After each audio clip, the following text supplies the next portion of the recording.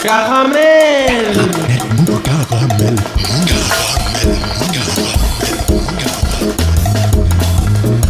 Caramel. Mou. Caramel. Caramel. Mou.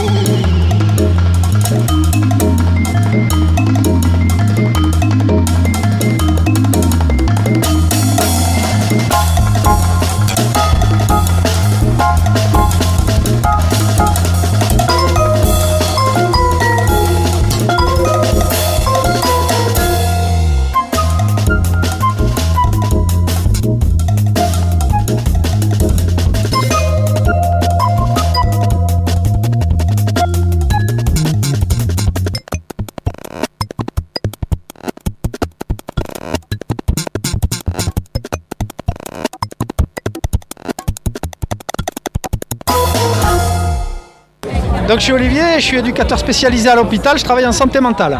Alors qu'est-ce que je fais à Saint-Cyprien? Je viens manifester pour de multiples raisons. La première, c'est que ça fait 15 ans que je travaille à l'hôpital et que j'ai vu les conditions qui étaient déjà pas top à mon arrivée se dégrader, vraiment, avec de moins en moins de personnel, donc avec des soins dégradés. Et avec la sensation que c'est une volonté délibérée à la fois de notre administration mais aussi des gens qui nous gouvernent de laisser les choses tomber en morceaux. Et puis la deuxième chose, c'est qu'aujourd'hui, cette manifestation elle a été interdite pour respecter les soldes. Alors moi j'adore les commerçants, j'adore les soldes, j'adore faire du shopping, mais il me semble que c'est pas super démocratique de nous laisser comme ça un peu en plan. Donc on a le droit d'aller jusqu'au Pont Neuf, donc on va le faire, voilà. Et puis après, advienne que pourra. Moi j'ai l'impression que c'est un mouvement perpétuel parce que en dépit de la crise Covid qui a quand même levé un paquet de lièvres, qui a bien montré que la politique qui est menée depuis des années, avec notamment la tarification à l'acte, ça met l'hôpital dans une position d'asphyxie. Et on pensait que ce Covid allait permettre de réfléchir et de réanimer un petit peu l'hôpital. Et pas du tout. Pas du tout, ça continue comme avant et donc puisque ça continue comme avant, nous on va continuer de se battre toujours parce qu'on croit qu'un hôpital public fort, c'est nécessaire. Alors moi je m'appelle Mathieu Félix, je suis manipulateur en radiologie aux urgences.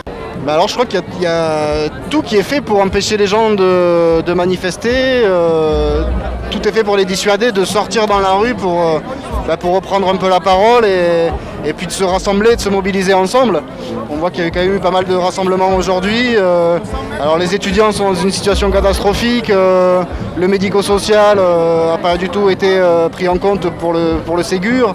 Bon, il y a tout un tas de secteurs, alors la culture on n'en parle même pas, mais on voit hier la fermeture administrative de Myris, évidemment que tout le monde est concerné, quel que soit un peu son domaine, et qu'on devrait tous se retrouver dans la rue aujourd'hui. En plus, ils avaient une histoire des couvre-feux pour ne pas donner les moyens à l'hôpital de fonctionner normalement, quoi. Mais c'est juste dingue. Je veux dire, il faut savoir que c'est déjà limite avant. Alors vous imaginez bien que là, ça n'est pas un traitement, ça n'est pas un remède. Il faut arrêter de faire passer des mesures liberticides pour des règles sanitaires. Julien Terrier, je suis manip radio à l'hôpital des enfants du CHU de Toulouse. On est tous ici les oubliés du Ségur. Dans le Ségur, normalement, il était prévu des meilleures conditions de travail, plus de moyens, etc. Évidemment que ça n'a pas du tout été le cas. Et donc on est on s'est tous fait avoir par le gouvernement ici. Et partout en France, il y a des gens qui manifestent. Et 2021 va être une année de manifestation des soignants parce que on en a ras-le-bol. Même une pandémie ne fait pas changer le dogme libéral de l'hôpital et on ferme encore des secteurs rentables. On nous le dit clairement. Il n'y a aucune remise en cause par rapport à ce qui s'est passé précédemment. On est dans une situation de fatigue intense du personnel, avec donc des arrêts, etc. Et puis pas de compensation des arrêts, donc tout le monde tient sur les nerfs, même si on a envie de tenir, parce que forcément la situation elle est grave et on sait qu'elle peut repartir à tout moment. Et là, elle monte légèrement, mais de façon très inquiétante. Donc, et on voit qu'il n'y a rien de prévu, quoi. La colère, elle est très très très forte. Il y a quelque chose de très fort qui est en train de se passer avec parfois même des blocages de services qu'on avait rarement vus quand même dans les hôpitaux. Et des gens qui disent non, stop, on arrête de travailler tant qu'on n'a pas ce qu'on veut, etc. Enfin, c'est très très important, quoi. Moi je travaille dans le médico-social et c'est vrai qu'on n'est pas reconnu, on nous a laissé un peu de côté, donc je viens pour dire qu'on est là, quoi. Nous aussi on est là. Moi je m'appelle Benjamin, je suis comédien depuis près de 25 ans sur Toulouse. Aujourd'hui je travaille plus forcément, comme tous les gens dans le milieu de la culture. Et aujourd'hui je suis en soutien aux soignants parce que je pense que la situation est grave. Autant on a pu voir que pendant le premier confinement, le gouvernement a donné des moyens supplémentaires pour que les soignants puissent essayer de faire leur métier et de sauver le maximum de gens. Autant on sait que depuis ces moyens ont été supprimés et qu'il y a encore moins de moyens que pendant le premier confinement. Donc en tant que citoyen, je viens soutenir nos soignants.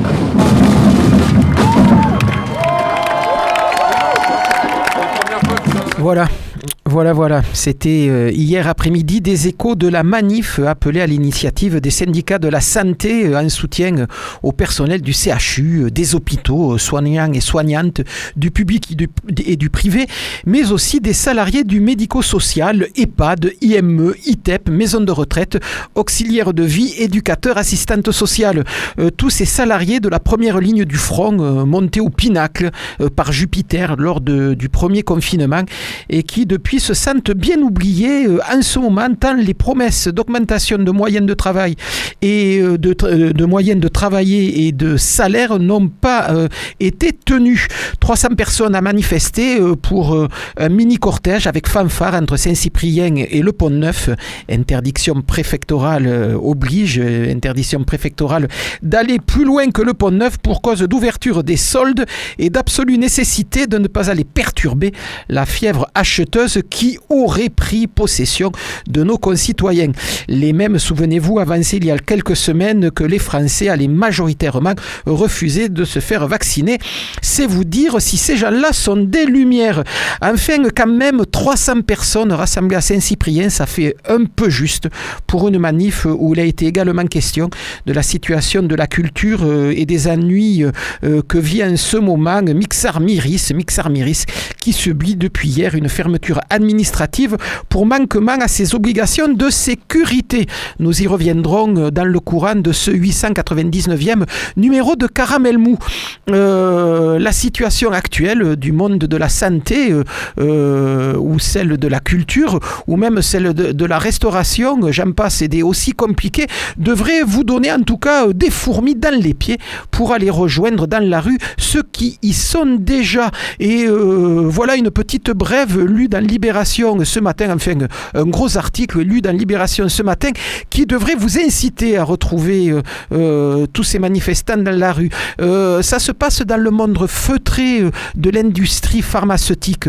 On vient d'apprendre donc par le biais de quelques journaux dont Libération que les sociétés Pfizer et BioNTech, celles-là même qui distribuent partout dans le monde ce fameux vaccin anti-Covid que tout le monde attend, viennent par un tour de passe-passe de se délier de leurs obligations contractuelles de distribution au motif que dans un flacon, on peut finalement tirer 6 doses et non 5 comme initialement annoncé. Du coup, puisque jusqu'à présent, il n'avait été question que du nombre de doses et pas du nombre de flacons dans les contrats qui avaient été signés, Pfizer et BioNTech livreront 20% de moins de flacons à chaque État qui a passé contrat avec eux. Un enfumage qui pourrait rapporter à ces fleurons de l'industrie pharmaceutique, oui, dans industrie pharmaceutique, n'oubliez pas quand même que le mot important c'est industrie, donc il devrait leur rapporter 1,5 milliard d'euros à raison de 120 millions de doses économisées à 12 € la dose. Il n'y a pas de petites économies, c'est chez gens-là. Bienvenue en tout cas dans le monde d'après. Salut les filles, c'est Joe Kangourou pour un nouvel épisode de Caramel Mou, saison 32, réalisé et mise en onde de ce soir par Albin Pelletier qui fait son retour tonitruant dans cette émission et qu'il en soit remercié.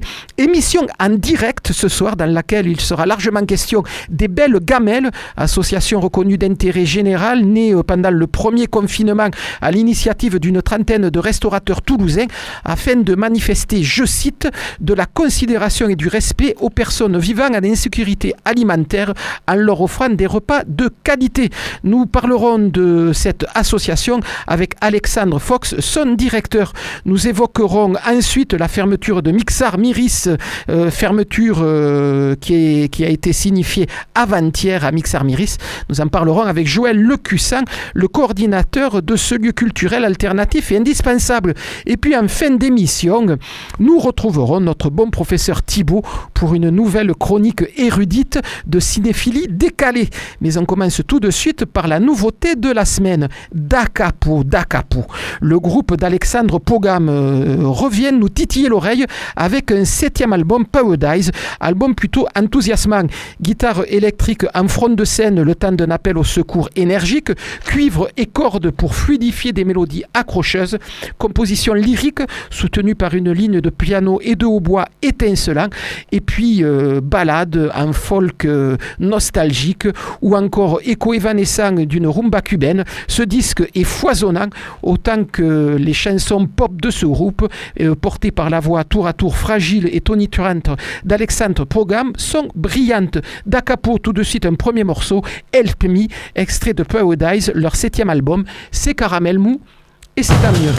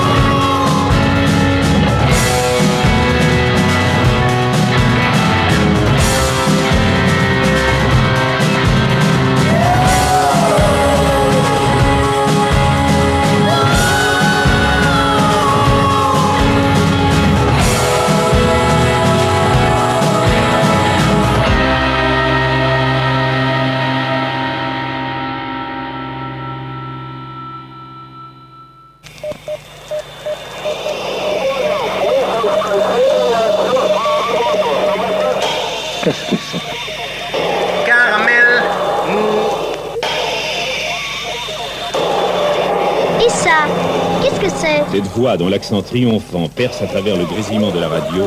C'est Joe Congo ou pardon?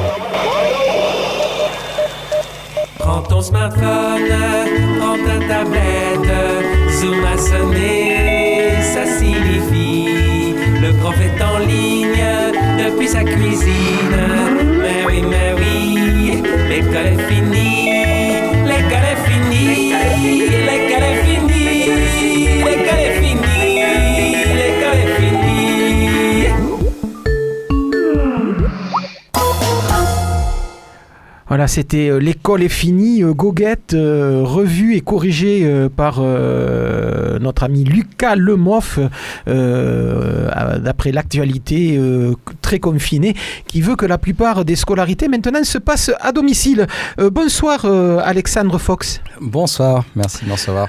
Donc, vous êtes le directeur d'une association dont on a déjà parlé au travers d'une interview il y a quelque temps avec Rodolphe Lafarge. Les Belles Gamelles, c'est le nom de l'association dont vous êtes le directeur. Association née pendant le premier confinement. Quel est son objet et dans quelles conditions elle a été montée, cette association, Alexandre Fox? Alors, c'est parti d'une initiative de Simon Carlier, un des chefs gastronomiques de Toulouse. Donc, du Resto Le Solide? Du Resto Le Solide, tout à fait. Qui, du jour au lendemain, samedi soir du 23 mars, on lui a dit ferme ton resto, comme tout le monde. Et ils se sont retrouvés tous avec du stock. Et il s'est dit, c'est débile, mes frigos sont pleins, même si c'est des gens qui travaillent local et qui achètent, qui ont peu de stock. Mais en l'occurrence, il restait du stock. Il a appelé ses copains médecins. Il leur a dit, est-ce que je peux faire quelque chose pour aider les soignants, qui était la première problématique du départ. Et du coup, il a commencé à aller livrer quelques repas à Rangueil. Et de fil en aiguille, il s'est dit, autant embarquer mes copains restaurateurs. Il a embarqué une trentaine de restaurateurs. Et il y avait un mouvement similaire qui se montait à Paris, mais qui faisait que des one-shots le week-end. Donc moi, je lui ai dit, si tu veux, on essaye de centraliser tout ça. Et plutôt que d'avoir 2000 repas qui arrivent tous les jours à Rangueil, essayons de faire en sorte qu'il y en ait 2000 repas qui arrivent une fois par semaine, essayons de faire en sorte qu'il y en ait 500 qui arrivent tous les jours. Et donc du coup, pendant 3 semaines, avec 30 restaurateurs, on a produit à peu près entre 200 et 300 repas par jour pour les soignants. Donc c'est vrai qu'il y a une question par rapport à ça, c'est la question des denrées. Si les restaurateurs peuvent se dire on va faire la cuisine pour des soignants, il y a une fois que les stocks dans les restaurants sont terminés, comment vous avez fait pour acheter En effet, les frigos étaient vides au bout de quelques jours. C'est des gens qui bossent avec des bons produits, des produits locaux qu'ils achètent, qui se font livrer tous les 2-3 jours. Donc très rapidement, on s'est dit il faut aller aux mines, au marché d'intérêt national, le marché gare, chercher de la marchandise. Donc j'ai commencé à faire ça tous les matins à 5h du mat, aller chercher un peu de produits. Et là, on a rencontré leur directrice, la directrice du mine, Maglone Pontier, qui est un espèce de moteur qui est arrivé il y a 2-3 ans sur le mine et qui crée une dynamique incroyable. Et donc petit à petit, on a appris à parler les codes du mine. Et donc tous les matins, j'allais chercher de la marchandise chez ces distributeurs, producteurs, que je déposais dans 4 ou 5 restos. Donc au début, c'était tous les jours 5 restos, un chef, un resto qui travaillait tout seul, au niveau qu'il pouvait faire, c'est-à-dire 40 ou 50 repas par restaurateur. Et ensuite, le midi, on distribuait ça, 200 ou 250 repas dans les hôpitaux. Ça veut dire que quand vous dites je vais aux mines chercher de la marchandise, c'est de la marchandise qui vous est offerte, c'est ça? Oui. Là, c'était offert, mais en même temps, du jour au lendemain, au début de la crise, la Banque alimentaire s'est retrouvée à passer de 11 000 bénéficiaires à 22 000 bénéficiaires. Ouais. Donc très rapidement, on a réalisé qu'on n'aurait pas des dons pendant des semaines et que ça n'allait pas tenir tout le temps. Donc on a commencé très vite à aller voir les pouvoirs publics en leur disant on lance ça, mais il nous faut des sous. Et on a eu une chance incroyable, à commencer par Carole Delga, qui a été la première. On lui a envoyé un mail le samedi soir, le dimanche après-midi, elle nous répondait. Et le lundi, on avait la direction de l'agriculture, ses services, qui nous disaient « Ok, on vous suit, on va vous aider ». Et puis une fois que la région nous a aidés, on a été voir le département, la mairie, et tout le monde s'est embarqué dans l'histoire. Et donc subventionné, parce que l'idée, c'était aussi toute la filière s'écroulait. Si les restaurateurs ne travaillent pas, leurs fournisseurs ne travaillent pas, les vignerons ne travaillent pas. Donc c'était aussi de trouver des subventions pour les réinjecter dans l'agriculture et maintenir cette filière globale de la restauration. Parce que là, on parle des restaurateurs qui sont dans la merde, mais on ne parle pas de tous leurs fournisseurs qui, eux, ne touchent pas les aides, qui n'ont pas droit à tout ce à quoi ont droit les restaurateurs. Donc c'est encore plus dur la situation pour les fournisseurs des restaurateurs. Donc il faut quand même payer ces denrées. Avant de continuer un peu dans les activités de votre association, les Belles Gamelles, deux mots sur la situation aux mines en ce moment. Dans le mine, c'est le marché d'intérêt national, donc l'espèce de Rungis toulousain, c'est là qu'arrivent tous les légumes, tous les poissons, toute la viande qui est après redistribuée dans les magasins à Toulouse. Oui, tout à fait. Et surtout des produits locaux principalement. Le mine, c'est de ce que j'en vois. Moi, je connaissais pas ce monde-là. Moi, je suis réalisateur au départ. Je suis dans la vidéo. J'ai rien à voir avec tout ça, ni l'associatif, ni la restauration. Mais depuis 3 ans, le mine s'est transformé, quoi. Ça avait été abandonné, entre guillemets, par les restaurateurs. Et là, la dynamique qui a été créée par Maglone Pontier, cette nouvelle directrice qui est arrivée depuis 3 ans, a fait que justement, ce qu'elle veut, c'est consommer local. Et que les restaurateurs s'approvisionnent là-bas. Et la situation actuelle, La situation actuelle est meilleure que celle qu'elle était pendant le premier confinement. Mais c'est pareil pour les boulangers, c'est pareil pour plein de structures. Les gens ont appris à s'adapter, à travailler en flux beaucoup plus tendu. Et donc, du coup, pour nous, c'est encore plus difficile d'avoir accès à de la marchandise parce que finalement, il y a moins de pertes. Enfin, les gens ont appris à gérer ça aussi. Mais si on n'était pas aux mines, aujourd'hui, on ne serait pas capable de travailler. Donc, en fait, la banque alimentaire est venue nous chercher pour qu'on augmente nos capacités de production. L'école de Thierry Marx, usine Mode d'Emploi, qui est installée aux mines, nous a filé ses locaux. On a eu pendant 3 semaines 1200 mètres carrés à disposition. On avait 30 bénévoles. En même temps, on a eu une pêche solidaire des pêcheurs de l'Aude qui nous ont dit on vous donne une tonne de poissons. Là, tous les restaurateurs m'ont dit mais t'es fou, qu'est-ce qu'on va faire de cette tonne? Et en fait, là, on avait une armée de bénévoles qui a transformé ça pendant une semaine. Et on s'est installé de façon pérenne là-bas. Et là, elle nous a mis à disposition un restaurant qui avait été vendu aux mines. Et donc maintenant, c'est là-bas qu'on a notre laboratoire. Et grâce aux subventions qu'on a touchées des différentes institutions, on a pu investir dans une cuisine et pérenniser l'association et notre action. Parce qu'on avait mis le doigt sur quelque chose qui ne se faisait pas. On est une goutte d'eau par rapport à ce que font toutes les associations d'aide alimentaire, comme la Banque alimentaire, les Restos du Cœur, le Secours catholique, le Secours populaire. Nous, c'est pas énorme, même si on a fait 20 000 repas pendant les 2 premiers mois. On est au service des collectivités et des associations d'aide alimentaire pour prendre des produits locaux, frais, les transformer en repas préparés par des chefs et offrir ça à leurs bénéficiaires. Oui, puisque au fur et à mesure de la vie de cette association, dont montée, je le répète, au début du premier confinement, l'objet de votre association s'est un peu décalé. Vous avez commencé par amener des repas aux hôpitaux toulousains et donc au personnel qui travaille dans ces hôpitaux. Et puis au fur et à mesure des semaines, vous avez un peu changé l'optique et vous travaillez maintenant sur les quartiers populaires en essayant de fournir des repas à des gens qui sont en insécurité alimentaire. Le braquet, en effet, a été changé assez rapidement, parce qu'on a fait, en effet, que des hôpitaux pendant 3 semaines, donc les 5 principaux, et les centres Covid. Mais rapidement, en fait, il y avait une telle solidarité que des boulangers, des traiteurs, des particuliers venaient alimenter aussi les hôpitaux. Et il y avait certains jours, on arrivait avec nos chariots et les soignants nous disaient on a déjà trop de bouffe, arrêtez. Et donc, en parallèle de ça, à nouveau, Maglone et certaines assos ont dit mais le problème à Toulouse, on n'est pas dans un stress. En plus, les hôpitaux n'étaient pas comme d'autres, comme dans l'est de la France ou à Paris. Ça se passait pas trop mal. Et donc, ils nous ont dit le problème, il est surtout sur le terrain, sur tous ces gens qui n'arrivent plus à manger. Et ça va être encore pire dans quelques mois parce qu'on est juste au début du confinement. Donc, ils nous ont dit changer, aller vers les associations. Et donc c'est là qu'on a commencé à travailler avec les associations et aujourd'hui toute notre production est entièrement dédiée aux associations d'aide alimentaire. Voilà, donc vous fabriquez les repas, ils se chargent de les distribuer un peu partout dans les quartiers populaires. C'est à peu près comme ça que ça se passe. Tout à fait. Ouais. Il y a eu la Croix-Rouge, la Protection civile. La Croix-Rouge aujourd'hui, ils font 4 maraudes par semaine et on leur fait 100 sandwichs pour chaque maraude. Entre 400 et 500 sandwichs par semaine pour leur maraude. On a une autre association qui nous suit depuis le début, MI2S Ressources Solidaires. C'est eux qui ont vraiment identifié l'intérêt qu'il y avait dans ces plats, notamment pour des hôtels où les gens étaient hébergés dans l'urgence, où les hôtels leur interdisaient de cuisiner. Donc c'était des gens qui étaient...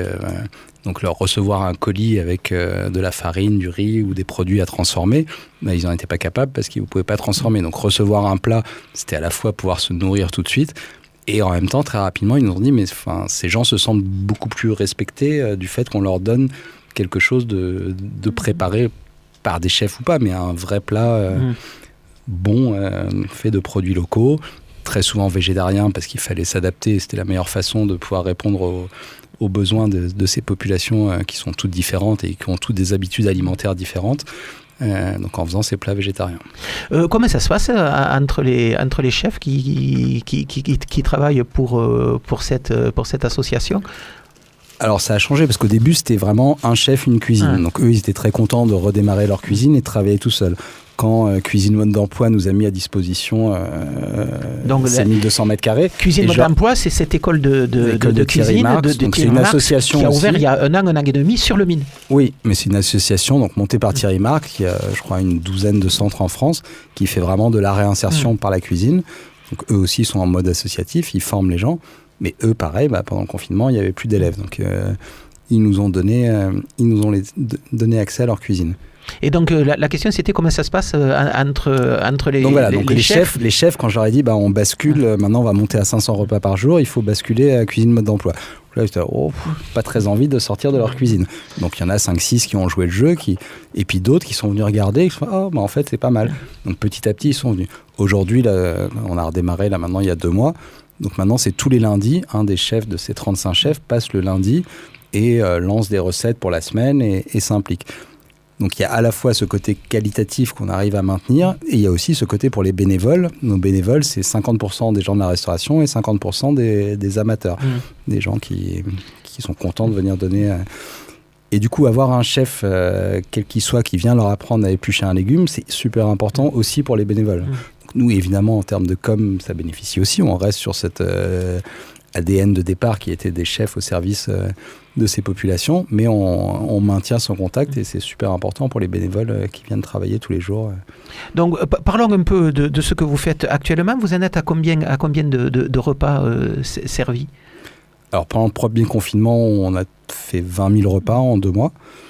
Donc là, ça a été 65 jours, 7 jours sur 7. Ça a été assez intense et on n'a jamais vraiment réfléchi où on allait. En fait, chaque jour était nouveau, quoi, et on avançait. Et après, ça s'est déconfiné, les gens sont retournés travailler. Et là, on s'est dit, hop, on lève le braquet, on se pose. Il fallait construire notre propre labo, recevoir les subventions et réfléchir à ce qu'on voulait faire. Donc, on a le temps de construire la cuisine qui a été beaucoup plus long que ce que j'imaginais au départ. On était prêt juste au moment du deuxième confinement à relancer la machine. Aujourd'hui, on tourne à peu près 100 repas par jour et 100 sandwichs pour la Croix-Rouge, mais on est en deçà de nos capacités de production. Ma frustration aujourd'hui, c'est d'avoir du mal à faire plus, à trouver des débouchés supplémentaires. Parce qu'on travaillait avec quelques associations, les grosses associations, mais qui ont elles aussi leurs moyens, leurs canaux d'alimentation. Donc, de plus en plus, on va aller chercher des petites associations dans les quartiers, aux Isards, à Bellefontaine, par Emmaüs, par le SIAO, par toujours MI2S Ressources Solidaires, qui, eux, se chargent maintenant de distribuer nos plats. Et toute la semaine, tous les jours, ils ont 100 repas et ils les distribuent dans différentes associations. Mais le but, c'est de toucher plus. Là, aujourd'hui, on est en capacité de production de 300 repas et on n'en fait que 100 parce qu'on n'a pas les débouchés. On essaye de monter à 500. Et ça prend un peu de temps. Et pareil sur les étudiants, c'est une de mes frustrations là, depuis un mois. On a essayé de mettre en place des choses. Le Crous fait son travail de son côté. Le problème, c'est d'arriver à toucher ces étudiants qui, comme il n'y a pas de cours, sortent pas de chez eux, restent enfermés chez eux. Le Crous a fait des repas à 1 euro avant que Macron l'annonce hier. Et malgré ça, il faut payer son billet de métro pour aller jusqu'à la fac et finalement, ils restent chez eux et ils sont mal nourris. Les restos universitaires, ça pourrait pas être le lieu de distribution ? Si, mais il ne faut pas qu'on soit en compétition avec eux non plus. Ils ont peur que les étudiants leur disent vous voyez, vous nous faites de la merde, donc pourquoi vous faites appel aux belles gamelles ? Je vais sur un terrain un tout petit peu polémique, mais donc on a essayé de faire un partenariat qui finalement n'a pas fonctionné. Là, on réessaye justement par d'autres petites associations qui travaillent avec les étudiants, parce que finalement, la distribution, c'est toujours le nerf de la guerre, qu'on soit dans le cinéma où les distributeurs vont nous prendre tout l'argent, ou qu'on soit dans l'alimentaire et dans l'aide, il faut toucher individuellement. Nous, au début, on allait livrer des squats ou des hôtels. Et puis rapidement, je me suis dit, mais c'est dangereux parce qu'en fait, on arrive, on ne donne pas les repas un par un. On les donne à quelqu'un, il va avoir du pouvoir à travers la nourriture. Et donc, il faut laisser cette partie-là aux associations. Enfin, encore une fois, nous, on est novices là-dedans, on débarque et on apprend sur jour par jour. Et donc, l'idée, c'est vraiment de trouver des associations qui, elles, sont capables d'aller voir les étudiants dans leurs appartements. D'après ce que j'ai entendu sur les 120 000 étudiants qui sont à Toulouse, il y en a 6 500 qui sont sous le seuil de pauvreté. On en a vu quelques-uns. Là, on a fait le Noël pour le Secours populaire. On leur a fait des repas. C'était bizarre de voir des étudiants arriver, petits couples d'étudiants qui ont rien pour manger. Mais là, ils venaient parce que c'était le repas de Noël. Et 9 fois sur 10, ils restent enfermés chez eux. Donc là, on essaye de développer des réseaux par ces associations pour qu'elles aillent en porte-à-porte distribuer ces repas. Parce que la solution du repas à 1 euro au Crous... c'est super, mais le Crous l'a déjà fait. Ils ont déjà essayé de le faire. Et ils n'arrivent pas à joindre... et ça ne suffit pas pour que ces étudiants sortent de chez eux. Je veux dire, le ticket de métro va leur coûter plus cher que le repas. Donc les belles gamelles vont continuer sur ce secteur-là. N'empêche qu'un jour, le confinement va s'arrêter avant qu'il reprenne sans doute dans la semaine prochaine. Mais à un moment donné, la crise va un peu s'arrêter. C'est là qu'on va faire aussi le décompte du drame au niveau de la restauration à Toulouse. Il y a combien de restaurants qui vont pouvoir passer le cap de cet arrêt des activités? Vous en avez une idée ou pas là? Parce que on se dit, ça fait 1 an que ça dure, ça fait 1 an que la plupart des restos ont arrêté de fonctionner. Il y en a combien qui vont pouvoir arriver à passer? C'est méchant, j'ai envie de dire, de me poser cette question, parce que j'ai déjà fait cette gaffe il y a 1 an, dans un interview, en avril l'année dernière, où j'ai dit 50% des restaurants vont fermer. Et là, je me suis fait engueuler par tous mes copains restaurateurs, mais comment tu peux tenir ce discours? Et là, 1 an après, on a peur que ce soit ça. Mais on va voir, j'espère que tous ces restos vont pas s'effondrer. Malgré tout, ils sont quand même... là, aujourd'hui, ce qu'ils ont comme aide, le chômage partiel, les 20% du chiffre d'affaires ou les 10 000 euros, leur permettent quand même de tenir. Je pense qu'il y a beaucoup de restos qui vont fermer, qui étaient déjà des restos qui ne fonctionnaient pas bien et qui vont profiter de ça, entre guillemets, pour fermer. Donc, je suis incapable de dire combien de restos vont fermer. Par contre, j'espère qu'en effet, nos 50% de bénévoles qui viennent de la restauration vont pouvoir reprendre le boulot le 6 avril ou le 6 juin, ou je ne sais pas quand ça va redémarrer. Et nous, l'idée, c'est de pérenniser l'association, parce que par contre, la misère, elle ne va pas s'arrêter et les besoins vont rester. Et ce qu'on a identifié un peu par hasard, parce qu'un jour, on a un Africain qui est arrivé pour se proposer comme bénévole. Il se trouvait qu'il vivait dans un squat à Blagnac. Et petit à petit, il a essayé d'orienter ce qu'on faisait. Il nous a dit, non, il faut faire ça, il faut faire ça. Et en fait, là, tout d'un coup, on a pris conscience de l'importance de la participation des bénéficiaires. Et aujourd'hui, c'est vraiment ça que j'ai envie de développer avec les associations, c'est d'intégrer tous ces gens. Là, ça fait 2 semaines, par une autre assoce qui nous a soutenus aussi, qui était un de nos débouchés en mai l'année dernière, France Horizon, sur un lieu d'accueil qui était juste à côté, là, dans l'école d'agriculture. Là, depuis 2 semaines, donc on a des demandeurs d'asile albanais et géorgiens qui viennent, ils sont une dizaine, ils se relaient et ils viennent en cuisine. Et donc, il y a une super importance à avoir ces gens-là en cuisine, parce qu'à la fois, ils vont nous aider à cuisiner des produits qui leur correspondent, et en même temps, quand on va leur proposer un légume ou quelque chose qui, par réflexe, ils rejettent parce qu'ils ne connaissent pas, et quand on leur sert, super souvent, quand on servait ici pour France Horizon, ils disaient, mais ils n'arrivent pas à manger ces légumes, ils ne savent pas ce que c'est, Et du coup, essayer de trouver cette interaction entre à la fois la participation des bénéficiaires et nous, du coup, être plus en adéquation avec les besoins de ces bénéficiaires. Donc je pense que la prochaine étape, en espérant que tous ces gens retournent bosser dans la restauration, c'est justement d'intégrer ces bénéficiaires, ces demandeurs d'asile, ceux qui n'ont pas encore de papier pour travailler, parce que dès qu'ils ont des papiers, évidemment, ils veulent toucher un salaire et c'est bien normal, mais essayer d'utiliser cette force. Pour moi, tous ces réfugiés sont une force énorme, malgré ce que certains disent. Pour moi, c'est une richesse fabuleuse. Et utiliser ces gens-là, utiliser, pas un super mot, mais pour que ce soit les bénévoles qui viennent travailler. Nous, on a besoin de 10 personnes par jour. Avec 10 personnes par jour ou 12, on est capable de produire 500 repas. Avec des idées de formation qui pourraient naître de ce travail-là, non ? Oui, tout à fait. Là, on fait justement une convention avec France Horizon, le Mine. Il devait y avoir Pôle emploi et l'école de Thierry Marx, ça c'est encore en discussion, mais l'idée c'était que Belgamel soit une porte d'entrée pour ces gens-là, pour découvrir le monde de la restauration et le Mine, venir faire 2-3 semaines de stage entre guillemets chez nous, et ensuite pouvoir aller choisir d'aller se former dans l'école cuisine mode d'emploi ou d'aller travailler aux mines. Très bien, écoutez, merci beaucoup en tout cas d'être venu nous présenter ces actions-là, Alexandre Fox. On reprendra contact avec vous assez régulièrement pour voir Mais par contre, si j'ai juste un message à faire passer, c'est vraiment aux associations d'étudiants et aux étudiants qui s'emmerdent aussi chez eux de venir participer s'ils veulent, et aux associations de nous aider à toucher les étudiants, parce qu'on a cette capacité de produire.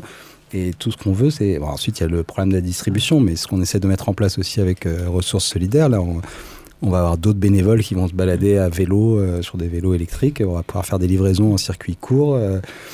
Mais il faut aller faire du porte-à-porte chez les étudiants. Et je pense qu'il y a un énorme besoin chez les étudiants aussi, en plus de ces gens qui vivent dans la pauvreté. Et il faut... Bon, écoutez, merci beaucoup. On se fera le relais de cette demande. Je rappelle que vous êtes implanté au marché-gare, aux mines, au bout de l'avenue des États-Unis, au fond du quartier des Minimes, après la barrière de Paris. Si on veut venir vous rencontrer, c'est là qu'on peut le faire. Et à très vite. Merci beaucoup.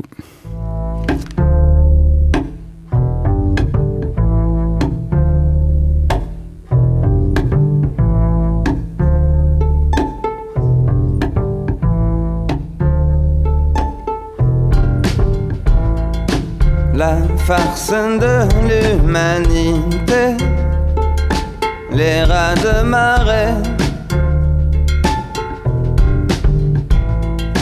les catastrophes du JT me font marrer.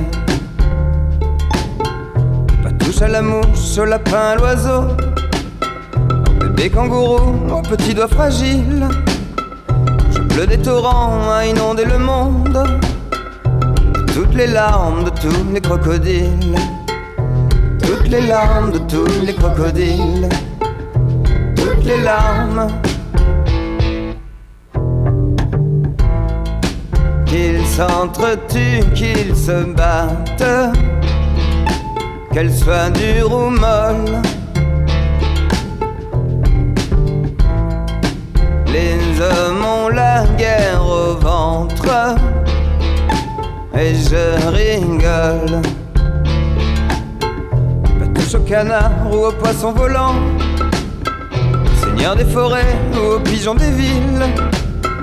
Je vide mon cœur et je noie vos enfants sous toutes les larmes de tous les crocodiles, toutes les larmes de tous les crocodiles, toutes les larmes.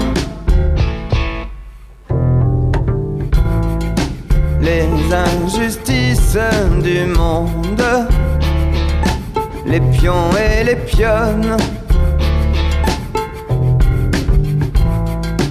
à la merci de l'immonde, je m'en tamponne.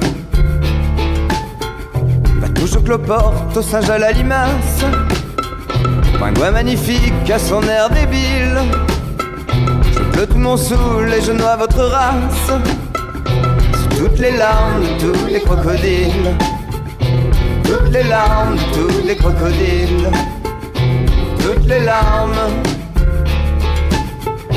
toutes les larmes de tous les crocodiles, toutes les larmes, toutes les larmes, toutes les larmes de tous les crocodiles, toutes les larmes, toutes les larmes de tous les crocodiles, toutes les larmes.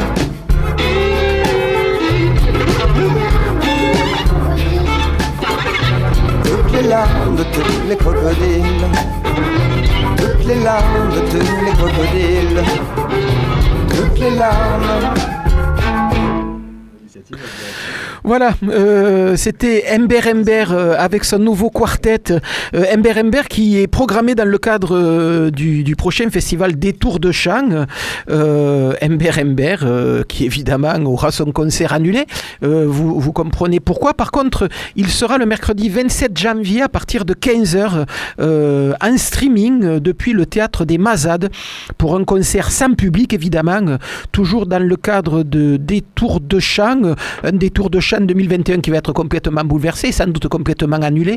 Les organisateurs attendent que le 31 janvier, on annonce officiellement que les salles de spectacle ne peuvent pas réouvrir avant le mois suivant pour déclarer Détour de Chant définitivement annulé. En tout cas, Ember sera en streaming pour un concert sans public le 27 janvier, mercredi prochain. Vous avez qu'à regarder sur la page Détour de Chant, soit le Facebook, soit sur Internet, pour avoir un peu l'adresse du lien pour pouvoir vous connecter, pour suivre ce concert qui devrait être plutôt pas mal, et ça sera la première fois qu'on verra Ember avec ce nouveau quartet. Allez voilà, jingle et la suite. Et le tombeau véritable du vrai Napoléon, je t'y conduirai. Napoléon mon cul m'intéresse pas du tout de s'enfler avec son chapeau à la con. Mais qu'est-ce qui t'intéresse alors? Caramel.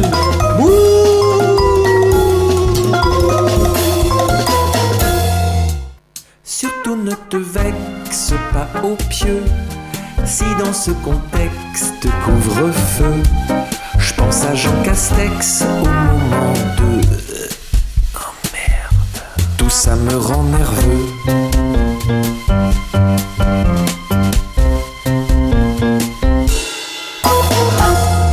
Joël Lecussan, bonsoir. Oui, bonsoir. Ouais.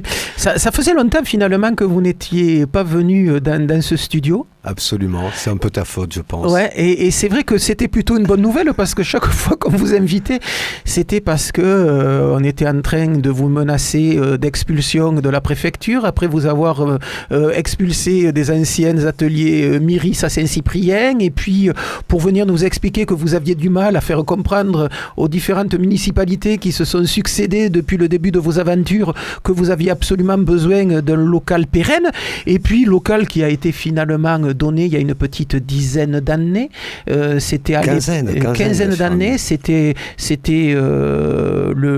à l'époque de Cohen. Et puis la vie a continué. On parlait surtout de vous comme lieu de spectacle, lieu de diffusion. On rappelait ici qu'il y avait soit des expositions, soit des concerts, soit des journées portes ouvertes pour les ateliers des différents artistes qui travaillent chez vous. J'allais dire, c'était la routine, c'était le ronron, et puis badaboum. Vous avez trop ronronné, cher Jean-Philippe. C'est exactement ça. Qu'est-ce qu'on apprend jeudi dernier? La commission municipale de sécurité est venue faire un tour à Miris par inadvertance. Bon, juste après la fin d'une AG autour de la situation dramatique des intermittents et des salariés. Enfin, des salariés, il n'y en a pas beaucoup. C'est plus large que ça, en fait. C'était intéressant parce que c'était culture et droits sociaux en danger. Donc là, il y avait quand même un intérêt avec ce fantasme, mes copains vont m'engueuler, de convergence des luttes, mais en tout cas cette envie de tenter une proposition autre. Voilà. Et évidemment, à la fin de cette deuxième AG, la sécurité arrive, et effectivement, vous n'êtes pas complètement dans les clous par rapport à vos obligations sécuritaires. D'abord, ça, vous le saviez, Jean-Philippe, que nous n'étions pas dans les clous. Vous nous l'aviez déjà dit, mais c'est vrai que bon... Il y a des concerts depuis toujours à Mixar. C'est de notoriété publique voilà. que Mixar n'est pas aux normes, qu'il y a un processus de mise en normalité, établissement recevant du public qui traîne désespérément. Oui, quand on dit qui traîne, c'est que vous avez demandé à être aidé pour ces travaux-là. Tout à fait, bien sûr. Il y a eu ce scénario des cartoucheries qui avait été acté sous Pierre Cohen. Je corrige juste quand même pour la justesse de l'historicité. La pseudo-légalisation à rue Ferdinand-Lassalle, c'était avec Moudingue déjà. Ah oui, déjà. Donc il a déjà signé une convention de mise à disposition à Mixar Miris, tenant compte de ses objectifs, y compris donc c'était en quoi, en 2005. 2005-2006. Tout à fait, ouais, sous le nom de Philippe Douste-Blazy, qui était en transition au ministère à ce moment-là, de maire à ministère.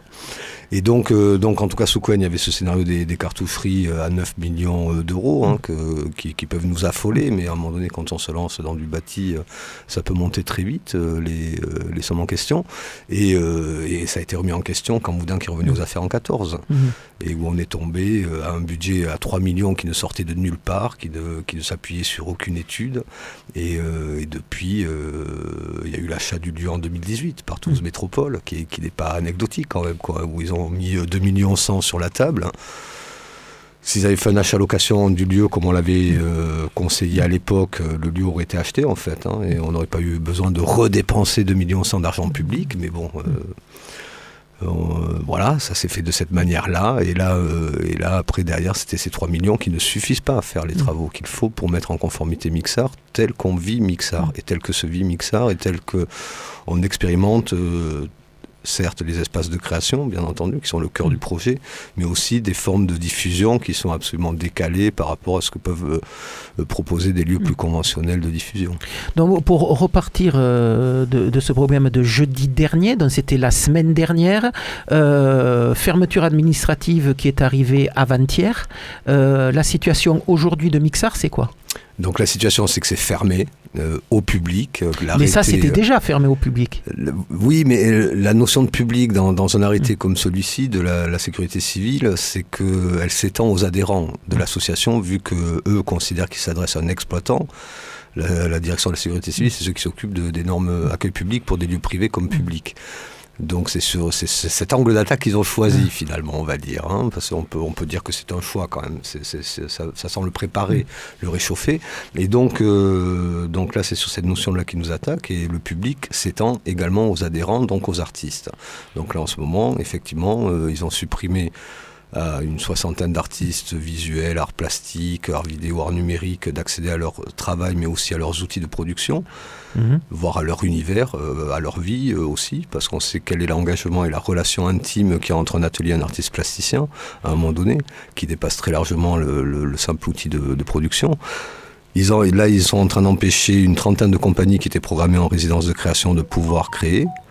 Et toutes les associations qui sont hébergées à Mixart Myris et qui font partie de Mixart Myris, que ce soit le premier réseau national d'accueil internet associatif avec le Theta Neutral, que ce soit le Hackerspace Theta Lab, que ce soit le Projectarium sur des créations visuelles, audiovisuelles, monumentales et tout ce qui a trait de l'art numérique, etc. Donc, la suite pour vous, et c'est vrai que c'est aussi pour ça qu'on vous fait venir ce soir, pour que vous puissiez nous donner un peu des projections et puis des raisons d'espérer. Alors je ne vais pas pouvoir tout vous dire, Jean-Philippe. Je suis vraiment désolé, mais en tout cas ce qu'on peut dire, c'est qu'il y a d'ores et déjà un collectif d'amis qui s'est constitué, qui s'appelle les Amis de Myris, tout simplement, si je ne me trompe pas, ou quelque chose dans ce goût-là. Et donc il y a une manifestation qui est proposée ce dimanche-ci au départ d'Arnaud Bernard à 14h. Hein. Alors cette fois-ci, ce ne sera pas comme le rassemblement qui a été proposé. J'ai failli quand même prendre 135 ans, 135 euros d'amende. Oui, moi aussi, a priori. Donc en tout cas, tenez-nous au courant à Myris si vous avez les 135 euros de confirmés. On va voir ce qu'on peut faire. On ne vous garantit rien, mais on va voir ce qu'on peut faire. Oui, puisqu'on va vite revenir sur cette histoire. Mercredi, il y avait un premier mouvement, une demande de soutien avec une conférence de presse qui était organisée à la médiathèque à Marengo. Une centaine de personnes, 150 étaient sur le parvis. 200, merde. 200, bon d'accord. Moi j'ai les chiffres de la police et vous avez celui des organisateurs. Étaient sur le parvis et puis la police est venue en disant manifestation non déclarée. Donc interdite, pièce d'identité voilà. et photo de la pièce d'identité. Là vous êtes sous le coup des interdictions de rassemblement de plus de 6 personnes. Si vous partez pas, ça fera 135 euros. Ouais. Ah ouais. Même si vous partez, ça fera déjà 135 euros pour être sûr que vous partez. Donc ça s'est passé de cette manière-là. Ouais. Donc on était un peu saisis, y compris les renseignements territoriaux étaient saisis d'ailleurs. Ils nous en ont fait part, ils étaient émus et on a reçu leur émotion. Et donc par rapport à ça, du coup, la manif de dimanche, elle est déclarée. Elle, hein. Donc n'hésitez pas à venir, même si la pluie est prévue, ça va être assez joyeux, assez gai. Et donc ce sera une action en tout cas pour soutenir. En fait, là où on en est, il était question Alors c'est à 14h, ouais. 14h, départ d'Arnaud Bernard. Oui, donc ce qui est prévu avec... oui, ce qui est prévu, là on mène deux choses de front en fait. On mène la réinterpellation de Toulouse Métropole, mais on fait gaffe à ce qu'on raconte. Donc qui est le propriétaire du lieu. Donc on est en lien avec un avocat qui est propriétaire du lieu, avec qui effectivement on n'avait pas de convention signée parce qu'elle n'était pas signable, la convention en question, elle était fondée sur des fausses déclarations de la part de Toulouse Métropole, puisqu'il déclarait que le bâtiment était aux normes Code du travail. Désolé pour ces trucs qui sont un peu lourdingues, hein, mais... Et en fait, on ne peut pas signer une fausse déclaration. Parce que si on la signe, ça veut dire qu'on acte la fausse déclaration. Donc, pour protéger Jean-Luc Moudenc, nous lui conseillions de ne pas signer cette convention. Et en l'interpellant, les services juridiques de Toulouse Métropole. Mais comment se fait-il que vous lanciez et que vous permettiez de faire des fausses déclarations ? On peut pas travailler comme ça. Donc, convention non signée. Pour autant, un vote qui était associé à l'achat du lieu, donc en février 2018, pour la mise à disposition des locaux à Mixar-Méris, clairement signifié dans la notification du vote, assorti de travaux de mise en conformité aux normes ERP. Depuis 2018, on ne peut pas dire que les travaux aient commencé. Par contre, des discussions, nous on en entretient, on est extrêmement proposant en la matière, vous pouvez l'imaginer, hein, nous non plus on n'a pas intérêt à ce qu'un lieu se transforme en grille-pain humain, ça nous amuse pas, c'est pas ça qui nous excite. On adore l'expérimentation, mais pas ce genre d'expérimentation. Et là on voit bien que depuis 2019, où on a eu vraiment un signe où on pensait que ça allait avancer, que ça allait enfin se concrétiser, ou dans le cadre des conventions partenariales d'investissement entre collectivités, là en l'occurrence entre la région et la métropole, le budget de 3 millions, pour vous donner une idée, la toiture en fibrociment amianté, c'est 1 million déjà, hein, pour la tomber, pour la sortir, pour la traiter, quoi. Ah. Donc après, il ne reste plus grand-chose pour mettre aux normes accueil public, sécurité incendie, et conforter un tant soit peu les ateliers de travail, les insonoriser ou ce genre de choses. Donc ils annonçaient avec la région Occitanie 4,4 millions pour la mise en conformité de Mixar-Méris. Là on s'est dit ça y est, banco, alors qu'on avait négocié, bataillé des temps avant. Ça y est, ils ont compris, on avance, on les félicite. On les interpelle, on les félicite de cette avancée notable, considérant que le département qui a toujours dit qu'il sera à nos côtés confirmerait une augmentation de ce budget-là, et faisant appel à l'État, au Fonds européen pour le traitement énergétique du bâtiment, on arriverait à un budget crédible. En sachant que les études, elles donnaient des budgets à 7,8 millions, 11 millions. Nous, on était sûr qu'on pouvait faire à moins, avec des chantiers d'insertion, un peu ce qu'a décrit notre collègue sur le champ de la restauration, là sur le champ de la construction, avec de l'autoconstruction, du réemploi, tout ça évidemment encadré, validé par des bureaux de contrôle, etc. Mais enfin, il y avait toute une dynamique qu'on proposait qui pouvait nous permettre de faire des économies d'échelle, mais pas passer de 7,8 millions, qui était le budget le plus bas estimé concernant les travaux, à 3 millions. Il ne faut pas arriver. On peut faire des efforts sérieux et lancer des dynamiques intéressantes en plus, y compris d'appropriation, d'autogestion, etc. Mais pas de la fausse magie ou du faux espoir, quoi. Et donc ce qui fait que là, les négociations avec Toulouse Métropole vont recommencer, les discussions, ou c'est vraiment... Nous ne savons pas pour l'instant. C'est le mystère à venir. Donc là, on n'a pas encore formalisé notre interpellation, parce que là, on est extrêmement prudent. On est dans un cadre extrêmement contrôlé. On a des constats de police municipale quotidiens, voire multi-quotidiens, pour voir qui fréquente le lieu, comment il est fréquenté. Parce que s'il est fermé administrativement, et en l'occurrence également aux adhérents, seuls les salariés et les responsables associatifs peuvent accéder au bâtiment. Là, on a donc pu réouvrir un espace qui est l'espace du parking, qui n'est pas concerné par l'arrêté, qui nous permet de nous réunir en assemblée, puisque c'est notre principe de fonctionnement, notre démocratie directe, et à laquelle on tient, et sans laquelle de toute manière on ne peut pas fonctionner. Donc on a pu investir le parking pour organiser ces réunions-là. C'est ce qui se passe actuellement. Là, aujourd'hui, c'était un peu compliqué, on doit dire. On va trouver quelques systèmes pour nous permettre d'assouplir tout en respectant cette fermeture administrative. Mais là, le propos maintenant, c'est effectivement de faire revenir à la table Toulouse Métropole. Maintenant que la mairie nous a attaqués, via cette soi-disant illégalité réelle, mais curieux qu'elle tombe à ce moment-là, on va dire, et sous cette forme-là. Là, maintenant, on va interpeller Toulouse Métropole, qui est associée à Mixar-Méris en termes de responsabilité par un vote en conseil communautaire. Ouais, d'accord. Bon, mais très bien. Donc là aussi, affaire à suivre. C'est sexy et touchy, ouais. Ouais, affaire à suivre. On va avoir le plaisir de vous revoir régulièrement dans cette émission, Joël Lecussin. L'histoire bégaye quand même. Pas que moi, il y aura aussi mes potes. Oui, là on régresse même, on régresse. Moi ça me rajeunit, je vous dis pas quoi, c'est formidable. C'est déjà ça. Merci Jean-Luc. Bon voilà, Joël Lecussin, coordinateur des activités de Mixar Myris, donc pour cette histoire de fermeture administrative pour le moment. Et c'est un mouvement général quand même. Au-delà de Mixar, là du coup, on a un tas de soutien énormissime qui déboule quoi, de toute la France et au-delà. Et on a tout un tas de témoignages aussi de lieux qui sont confrontés à ces questions de rapport aux normes, qui sont en train d'être menacés d'être fermés. Que ce soit des Fab Labs, que ce soit des petites aventures locales autour d'artistes plasticiens. Et là, il y a vraiment un mouvement de nettoyage qui est lancé sur la planète France. Quoi. Oui, on va dire qu'à Toulouse, quand même, et on en restera là, dans les 2 derniers mois, Bleu ferme parce que son taulier meurt, ça arrive.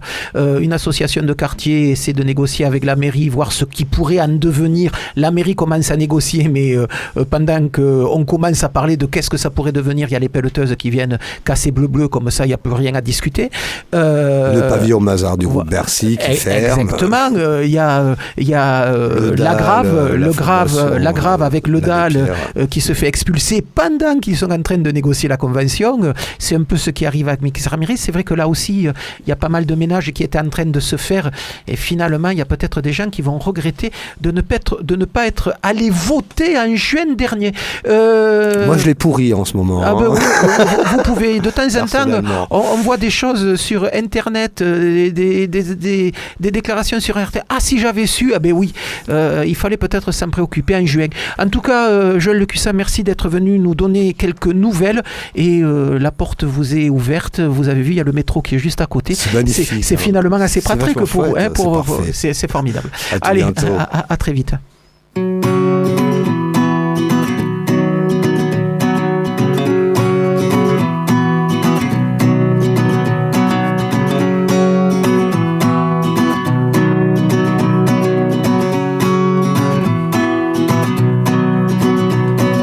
T'inquiète pas mon vieux loup, on s'en sortira. À quoi bon se faire passer pour ce que l'on n'est pas? Le monde conventionnel nous laisse un peu de côté quand il ne nous nargue pas d'un air amusé. T'inquiète pas mon vieux loup, on s'en sortira. Saint-Aubin, les boulevards, on fera toujours les 300 pas. Ceux qui ne jouent pas dans les règles ne devraient pas pouvoir gagner. On fout ces cartons rouges et on va se doucher. T'inquiète pas mon vieux loup, on s'en sortira.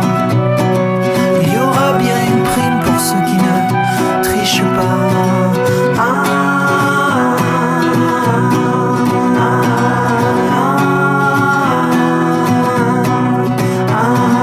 T'inquiète pas mon vieux loup, on s'en sortira.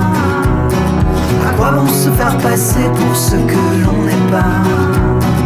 Le monde néolibéral n'est pas notre meilleur allié d'ici.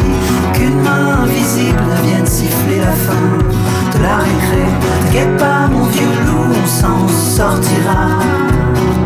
Puisse le naturel continuer à guider tes choix.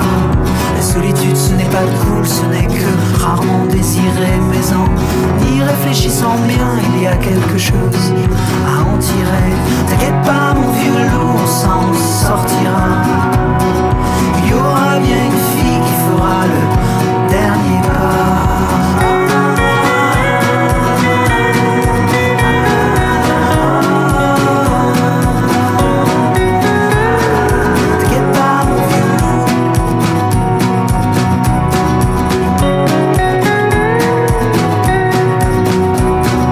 T'inquiète pas mon vieux loup,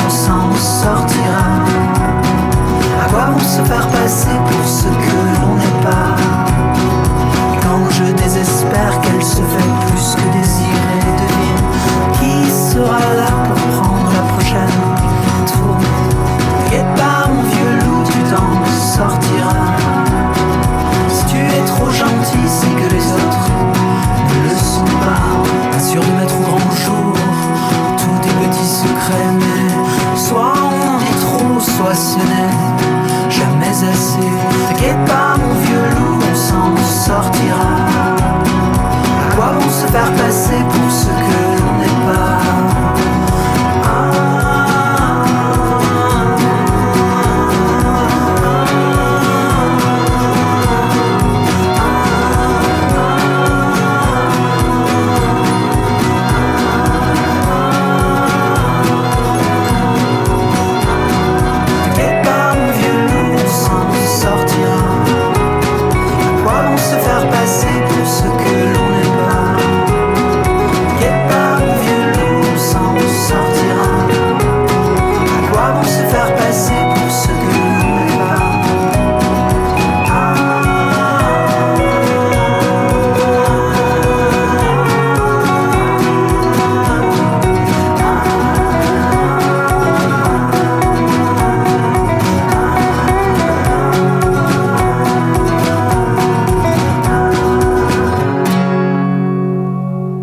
Voilà, on vient d'écouter Camille Bénatre, musicien toulousain, un de nos invités de vendredi prochain pour une émission qui sera entièrement consacrée au festival des Tours de Chant. Il y sera notamment question de la série des coups de pouce du festival. Plusieurs artistes seront ici pour chanter, pour faire de la musique en direct. Et donc ça, on l'espère qu'on sera toujours en direct la semaine prochaine. Donc ça c'est pour la semaine prochaine. Vous pouvez toujours vous dire qu'il y a de la chanson en direct à prévoir. Il y avait du temps de grand-maman, des bars, des théâtres et des restaurants. Le temps a passé, maintenant pour se croiser, c'est à Leclerc ou bien à Auchan. Qui a tué grand-maman? Est-ce vraiment ses enfants? Et faut-il vivre avec son temps? La la la la la la la la la la la la la la la.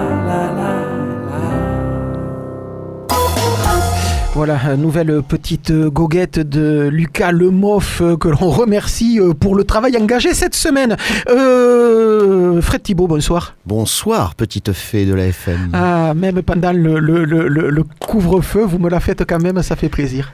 Oui. Bah, écoutez, je suis ravi d'être là. Voilà. Ouais. Vous imaginez, après 18h, on peut sortir après 18h. J'allais me dire que ce scénario-là, ça pourrait être le scénario d'un film dont vous parlez régulièrement. Oui, quand on va sortir, il n'y aura plus personne dans la rue. Sortir après 18h, on pourrait faire un film comme ça. Ouais, ce serait formidable. Il y avait Cléo de 5 à 7. Moi, personnellement, ça me donnerait pas envie d'y aller. On me dirait sortir après 4h du matin, je dirais oui, ça peut être intéressant. Mais alors, sortir après 18h, alors là... On verra, ça va être une sacrée expérience en tout cas. Bon allez, peut-être. Vous nous proposez quelques films pour ce week-end ? Oui, je vous ai fait un panier de la ménagère. Ah ben super. À moitié préparé parce qu'il y a des trucs, je me souvenais pas des dates. Moins de 50 ans ou de plus de 50 ans, la ménagère ? Il y a de tout. Non, je pense que ça peut. Ouais. Pas... si, de 7 à 77 ans. Allez, on va dire ça comme ça. C'est Tintin. Il y a de tout. Alors, je sais pas par quoi commencer. Par le premier. Par le premier qui est devant moi. Alors, qui s'appelle donc Société Anonyme Anticrime. Un film de Stefano Vanzina. Ah, ça sent son film italien, ça. Alors donc, qui est un film italien, donc qui est un polar italien, donc comment on appelle ça, un Policheschi. Ah, je croyais que c'était un giallo. Non, pas du tout, un polar, pas les thrillers, c'est différent. Hein. Donc là, ces fameux Polichesco. Alors, qu'est-ce que c'est que le Polichesco ? C'est toute une vague de polars qui existait dans le cinéma italien des années 70, alors qui est particulièrement intéressant parce que, comme vous le savez, les années 70, c'était les années de plomb. Et à la fois, c'était des films qui étaient très influencés par le cinéma américain, comme l'Inspecteur Harry, Un justicier en la ville, des trucs comme ça, des trucs un peu musclés, et qui est un genre en fait qui oscille entre on va dire le pur film réac et le pur film d'extrême gauche. C'est extrêmement étrange quelquefois. Quelquefois les deux sont mélangés dans un même film. Alors c'est très très particulier.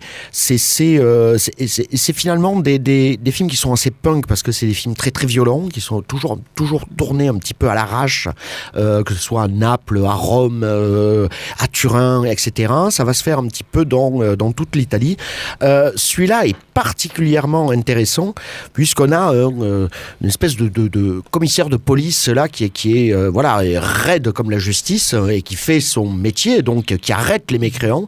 Alors moi je trouvais que le film commençait véritablement très mal. J'avais pas de sympathie pour ce personnage, parce que je vous garantis qu'il est raide. Je vais pas développer au niveau de l'intrigue. Et puis il y a à peu près aux 2/3 du film, parce qu'il faut vraiment attendre, aux 2/3 du film, une espèce de basculement comme ça qui est complètement très très très bizarre, où ce commissaire en fait va découvrir qu'il y a une milice de policiers qui a décidé de se faire justice elle-même, c'est-à-dire qu'ils sont à la fois policiers, juges et bourreaux. Et lui ne va pas accepter ça, et donc il va essayer de combattre cette milice comme ça, qui s'est créée. Et du coup, alors je peux pas malheureusement trop spoiler, mais on a une fin qui est complètement tétanisante, où on apprend ce que c'est que cette fameuse milice, on apprend qu'il n'y a pas nécessairement que des policiers dans cette milice, et cet inspecteur, donc raide comme la justice, va passer de l'autre côté du miroir, ce qu'on n'attendait pas de lui, dans une fin d'ailleurs qui est excessivement sombre. Ouais. Et c'est un film d'autant plus bizarre que quand j'ai cité le réalisateur, ça me revient maintenant, qui est Stefano Vanzina, qui est en fait Steno. On le connaît plus sous le nom de Steno, qui est un réalisateur italien qui a réalisé quasiment que des comédies. Ah ouais. Oui, avec Bud Spencer et Terence Hill, des choses d'ailleurs assez bien. Mais je crois que c'est une de ses seules incursions dans ce genre donc extrêmement bizarre qui est le poliziesco ou polizieschi. Je ne sais pas quel est le singulier et le pluriel en italien. À mon avis, co c'est le singulier et chi c'est le pluriel. Voilà, alors je n'hésite pas d'ailleurs de pratiquer mon italien. Je vais vous donner le titre original aussi, on ne sait jamais ça peut servir. Ça s'appelle La Polizia Grazia. Ah oui. Voilà, je ne sais pas si j'ai bien prononcé. Et en tout cas, il y a une musique absolument extraordinaire de Stelvio Cipriani. Mais quelque part, ça fait partie de ces films complètement nihilistes du cinéma italien. Voilà, ça traduisait cette espèce de période un petit peu bizarre donc qu'il y avait à l'époque. Donc dans les années 70, les années de plomb, avec en particulier beaucoup de choses au niveau des brigades rouges, mais aussi au niveau des attentats fascistes en Italie. Et tout à fait. Donc le deuxième, je ne vais pas vous le faire parce que j'en ferai peut-être une plus longue chronique. Très bien. Voilà. C'est un film que j'aime beaucoup. Faites gaffe parce qu'après, il y a Alban, notre réalisateur, qui vous le fera remarquer que vous nous aviez prévu un film pour la semaine d'après. Hein. Oui, non, mais maintenant il me connaît. Parce que je peux le faire peut-être dans 1 an et demi ou peut-être dans 3 jours sur une autre radio. Sur une autre radio.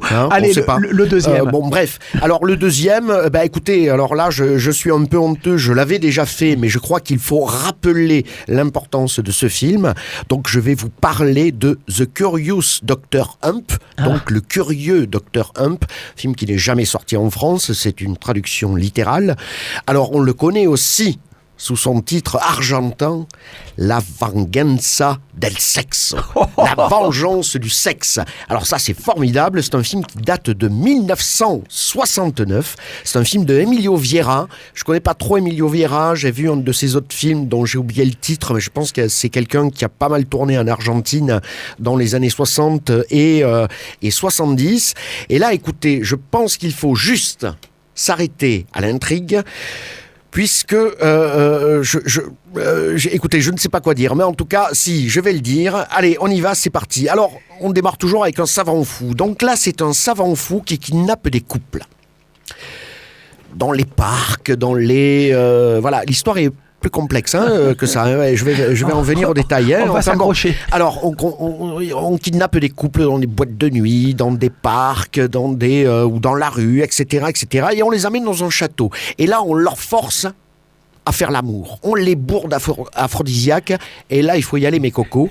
Et là, pourquoi ? Parce que ce savant fou, alors attention, tenez-vous bien, tient à recueillir les énergies sexuelles Eh oui, je vous laisse rire. Les énergies donc sexuelles qui sont déployées donc pendant l'acte, il recueille tout ça grâce à des appareils très très complexes qui font bzz bzz. Même moi, je n'ai pas compris. Alors tout ça pourquoi ? Parce qu'il veut atteindre l'immortalité et bien sûr, il veut devenir le maître du monde. Ah ouais. Mais l'affaire se complique. Moi Exactement. qui ai cru que c'était le premier exemple d'énergie renouvelable. Exactement. Mais c'est peut-être ça. Il est peut-être question d'énergie renouvelable. Il est peut-être question, comme vient de dire Joël, de contemporanéité. En tout cas, mais l'affaire se complique parce que un savant fou ne se déplace pas comme ça dans la rue parce qu'on le reconnaît. Alors qu'est-ce qu'il fait le savant fou ?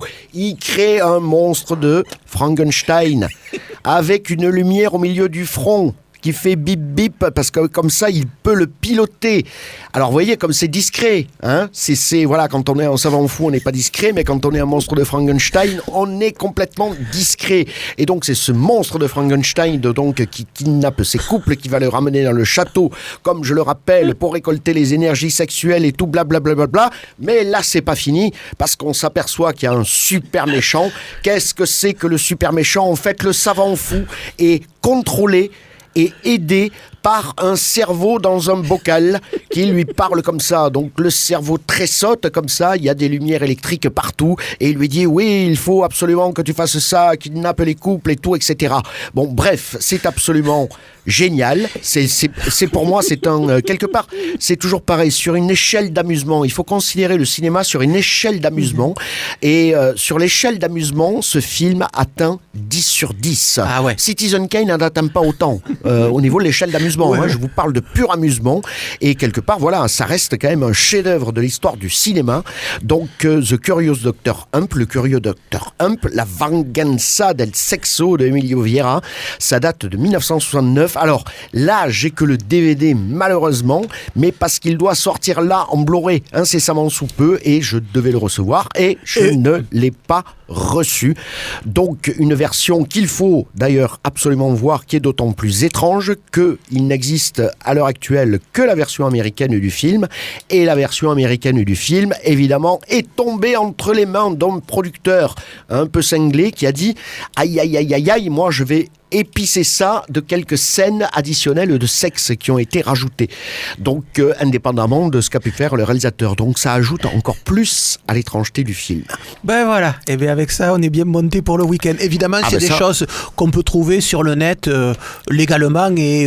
Alors, vous pouvez trouver ça totalement légalement ou totalement illégalement. Voilà. Après, vous faites ce que vous voulez, c'est un choix. Voilà. Ce que je rappelle, c'est que si jamais vous volez, il faut savoir qu'on vole. Ça, c'est très important quand on pirate. Ouais.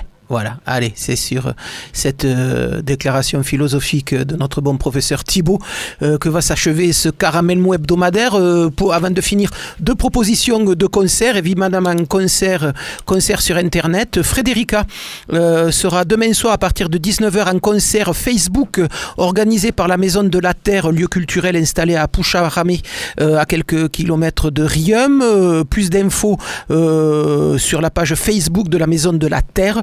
Vous y trouverez notamment le lien de connexion pour ce concert de Frédérica demain soir à partir de 19h. Et puis je vous rappelle, mercredi prochain, Ember, en concert Facebook à partir de 15h dans le cadre du Festival des Tours de Chant, et le rendez-vous sur la page du Festival des Tours de Chant pour avoir là aussi le lieu de téléchargement. Allez, Caramel Mou, c'est terminé pour aujourd'hui. Merci à nos invités de ce soir d'avoir bravé le couvre-feu pour nous rejoindre. Alexandre Fox, Joël Lecussan et notre bon professeur Thibaut. Merci à Alban pour la technique, à notre bon professeur Thibaut pour sa sagesse philosophique. On se retrouve la semaine prochaine toujours en direct avec plein de chanteurs, de chanteuses et de musique vivante pour une émission qui sera consacrée au Festival des Tours de Chant, festival qui n'aura pas lieu. Prenez soin de vous d'ici là. Allez, salut les filles. L'émission est réécoutable sur la page Facebook de Caramel Mou. Bye.